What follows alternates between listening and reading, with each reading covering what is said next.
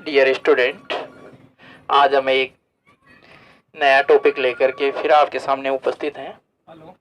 आज का हमारा टॉपिक है उत्सर्जन तंत्र, excretory system of human bodies. उत्सर्जन किसे कहते हैं? सबसे पहले हम इसको डिफाइन करते हैं। उत्सर्जन हमारे शरीर में कुछ टॉक्सिन का निर्माण होता है। उपापचयी क्रियाओं के दौरान जब हमारे शरीर में मेटाबॉलिज्म रिएक्शन होती हैं, तो मेटाबॉलिज्म क्रियाओं के दौरान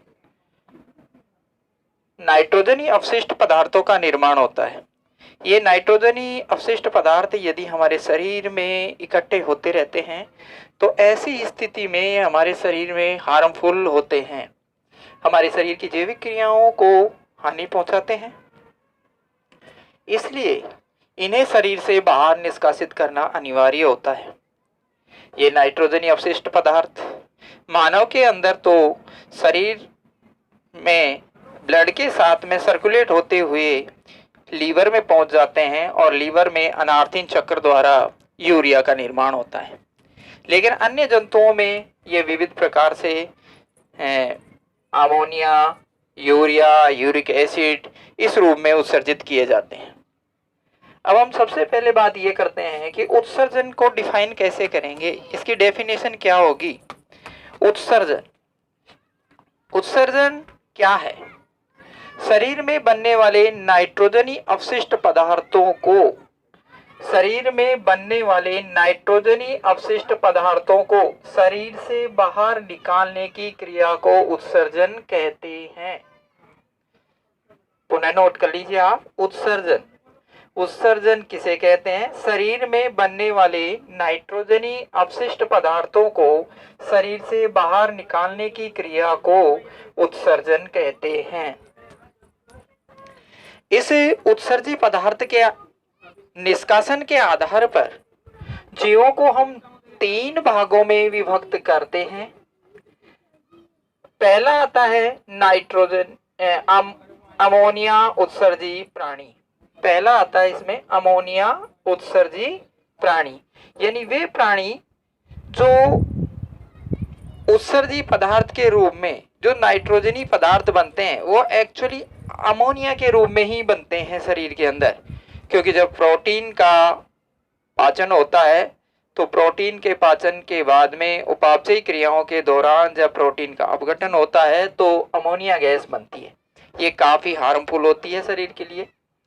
तो ये अमोनिया जो बनती है शरीर में, यदि इसको इसी रूप में बाहर वातावरण में निष्कासित कर दिया जाता है तो इसे प्रकार के प्राणियों को कहते हैं अमोनिया उत्सर्जी प्राणी। ये क्रिया अधिकांशतः जलीय जीवों में होती है, जिसमें कुछ अस्थिर मछलियां और जलीय कीट आते हैं। ये जलीय कीट और मछलियां उत्सर्जी पदार्थ के रूप में अमोनिया का ही उत्सर्जन करती हैं। दूसरे प्रकार के प्राणी होते हैं यूरिया उत्सर्जी प्राणी, यानी यूरिया का उत्सर्जन करने वाले।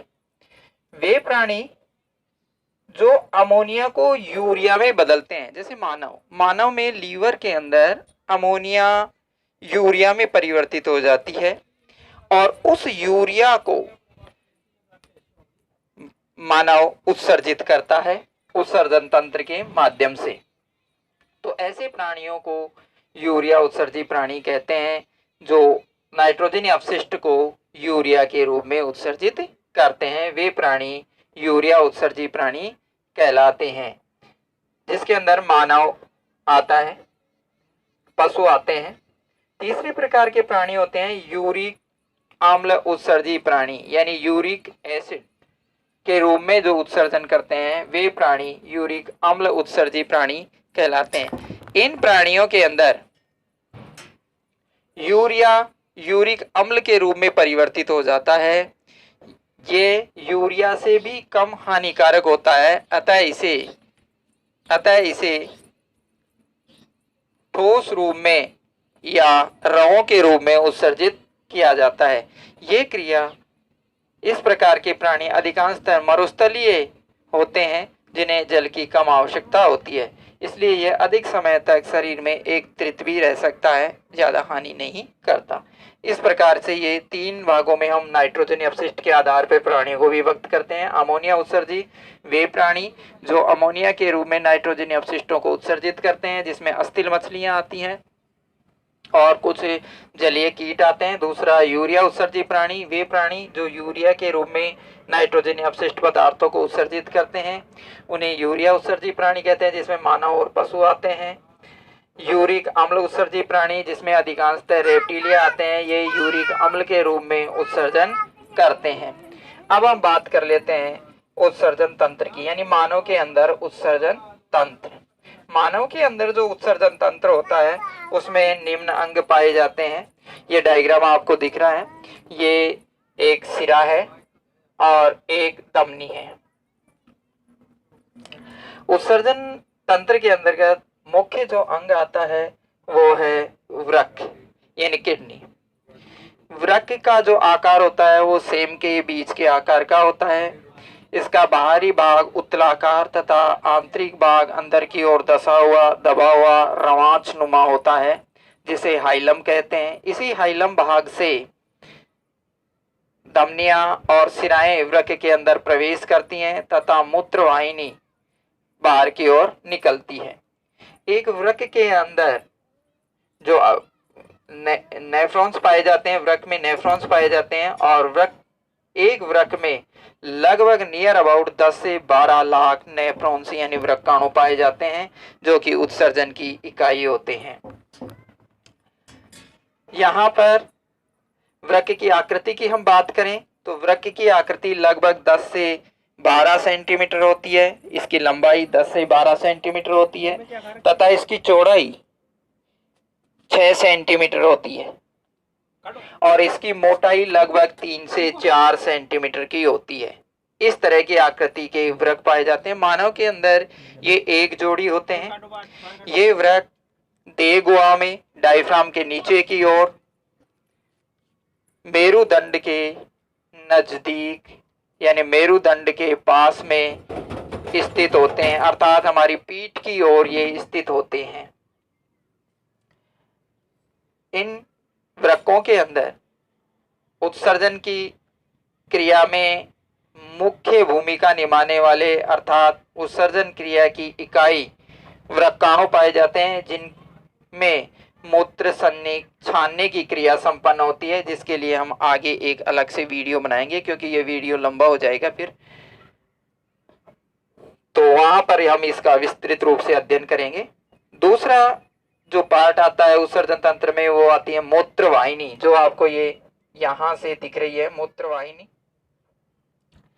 मूत्रवाहिनी यहाँ किडनी के अंदर जो मूत्र का निर्माण होता है उस मूत्र को मूत्राशय में पहुंचाने का कार्य करती है। ये पेशीय संरचना होती है, ये मोटी भित्ति वाली होती है। इसमें क्रमांक कुंचन गति द्वारा धीरे धीरे मूत्राशय में प्रवेश करता है इसके माध्यम से। तीसरा मुख्य अंग होता है मूत्राशय। मूत्राशय एक पेशीय संरचना होती है।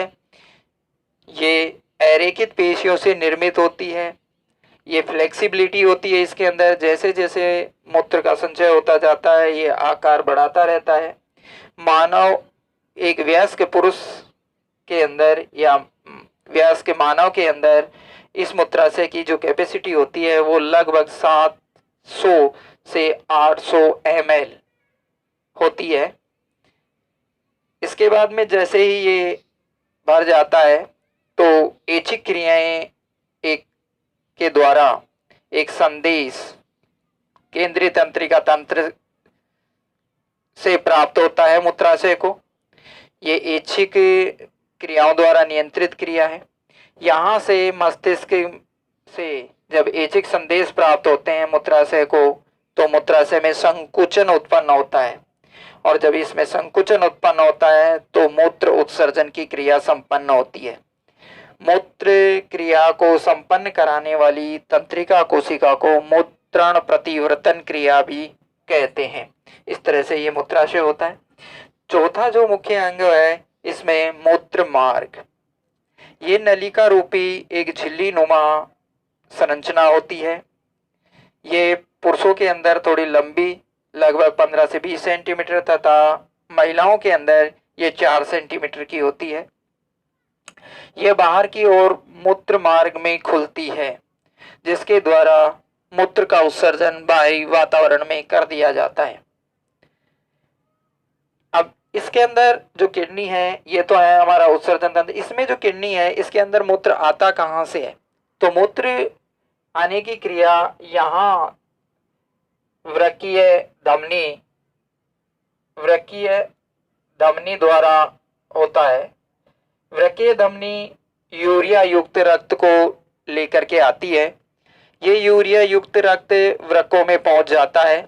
ये जैसे ही दोनों वृक्कों के नजदीक पहुंचती है, ये दो भागों में वृक्कीय धमनी विभक्त हो जाती है। एक दाईं ओर दाएं वृक्क को और बाईं ओर बाएं वृक्क को पहुंच जाती है।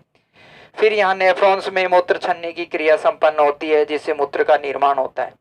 मूत्र छन्ने के बाद में जो साफ रक्त रहता है, जिसमें यूरिया नहीं होता है, वो रक्त पुनः वृक्कीय सिरा द्वारा वापिस शरीर को भेज दिया जाता है। इस तरह से मानव के अंदर ये उत्सर्जन की क्रिया संपन्न होती है। अगले टॉपिक के रूप में हम लेंगे नेफ्रॉन्स और वृक्क की आंतरिक संरचना।